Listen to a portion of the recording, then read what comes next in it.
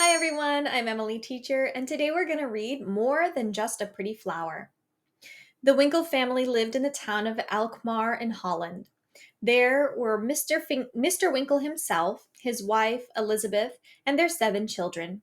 Winkle had a flair for business, and the family was well provided for. He kept a tavern in Alkmaar and also raised tulips, which were just then becoming fashionable in Holland. Sadly, sometime between 1631 and 1635, the date is uncertain, Elizabeth died, leaving her husband a widower with 3 boys and 4 young girls to care for. So, we're going to learn about the Winkle family, about Mr. Winkle, and about tulips. More misfortune was to follow. In 1636, Mr. Winkle died. In those days, it was not uncommon for children to lose both parents, and in fact, the Winkle children were luckier than most. Thanks to its trade with the East Indies, Holland was one of the wealthiest countries in Europe. Money was being poured into fine houses in Amsterdam and Haarlem, into paintings and other works of art. This was the age of Rembrandt and Frans Hals, and into all manner of luxury goods. But money also went into such innovations as government run orphanage, and it was to the Alkmaar orphanage that the 7 Winkle children were taken. There, you may be sure that they were very unhappy, although well cared for by the standards of the time. So in 1636, Mr. Winkle died, meaning both of the parents had died to these 7 children.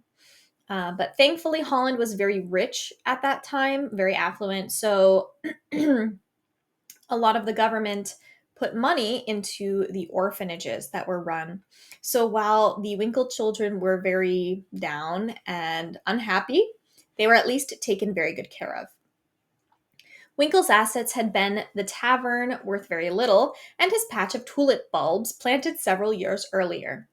In the spring of 1636, just before he died, records show that he owned about 70 bulbs, prized for their rarity and beauty, as well as a number of lesser varieties. Several years earlier, the prices that some bulbs fetched at tulip auctions had begun to rise, slowly at first. The trend accelerated as more and more people saw a rare opportunity to get rich. Prices could double in a week. It was important to act quickly. So, while the parents of the Winkle children didn't leave them with much, Mr. Winkle did have some very rare and beautiful tulip bulbs or seeds, right? A bulb is like a big, big seed.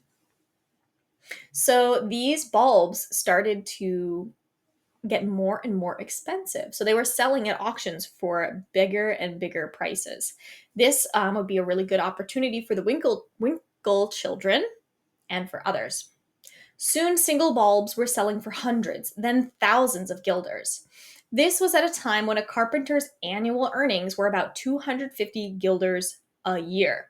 For a deposit of 100 guilders and a written promise to pay the balance at a later date, a person could buy a bulb worth 1,000 guilders. Then it was just a matter of waiting for the price to double.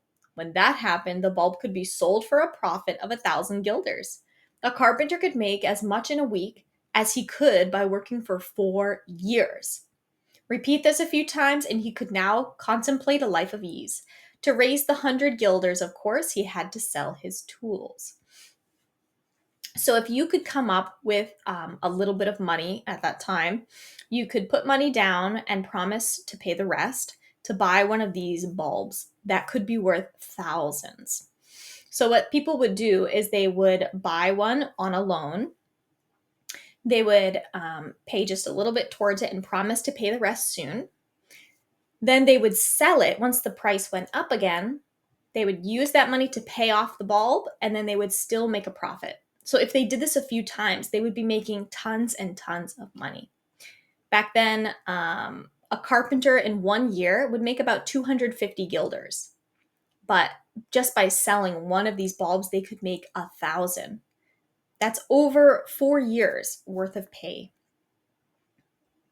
Greed is contagious. The number of buyers increased rapidly, even as supply of bulbs remained unchanged.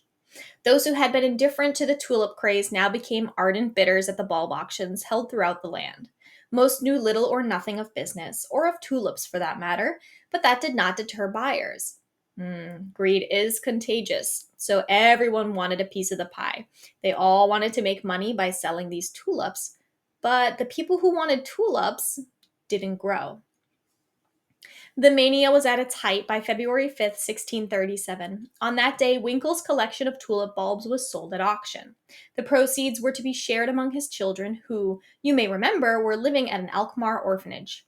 Those attending were, for the most part, wealthy connoisseurs seeking to add to their already exquisite collections. This was a unique opportunity for them to obtain some of the rarest, most beautiful tulips in the world, for Mr. Winkle had known just what he was doing when he planted his tulip patch several years earlier. That night, the bidding exceeded the most wildly optimistic forecasts. 70 exceptionally rare tulip bulbs, plus a number of lesser varieties, realized 90,000 guilders, about 12 million today in US dollars.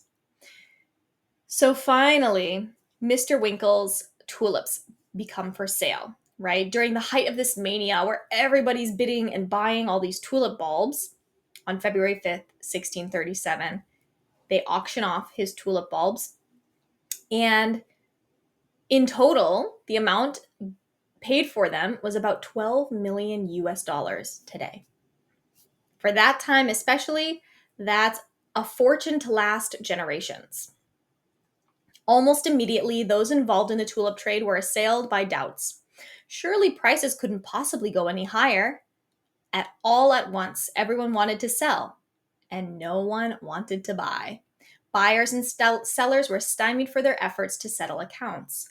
Those who had previously agreed to buy refused to take delivery and forfeited their deposits. Those who had bartered their homes for a tulip bulb were now homeless. So, what happens when everyone wants to sell but no one wants to buy? People lose a lot of money. Some people had even sold their homes so they could buy and sell these tulip bulbs. But all of a sudden, everything stopped. The prices were no longer going higher, and no one wanted to buy tulip bulbs. So, whatever you had, if you had a lot of debt, you couldn't pay that debt. If you didn't have a house, you were homeless now. You couldn't get your house back.